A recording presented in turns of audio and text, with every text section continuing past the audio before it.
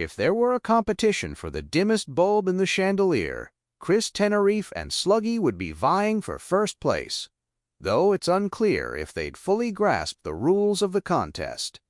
These two aren't exactly firing on all cylinders, more like sputtering along on half a tank with a broken speedometer.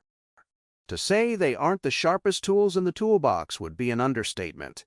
We're talking about a couple of rusty butter knives in a drawer full of precision instruments.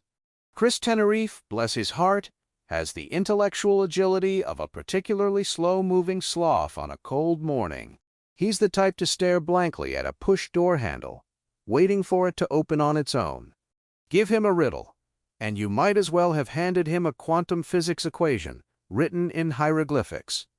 He's the guy who calls tech support because his mouse stopped working, only for them to inform him that he forgot to plug it in. Then there's Sluggy, whose nickname isn't just a clever play on words, it's practically a medical diagnosis. If thoughts moved any slower in his brain, they'd be in reverse. He's the kind of guy who hears the phrase, "You can't have your cake and eat it too," and spends the next 3 hours trying to figure out why. If common sense were currency, Sluggy would be deep in debt, taking out high-interest loans from people with even slightly functioning neurons. Together, Chris Tenerife and Sluggy are like a pair of bookends, decorative, vaguely useful in specific circumstances, but ultimately empty inside.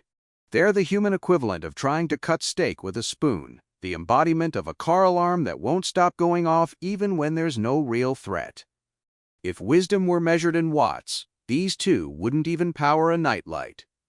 But let's not be too harsh. After all, the world needs people like Chris and Sluggy, if only to remind the rest of us that maybe, just maybe, we're doing okay.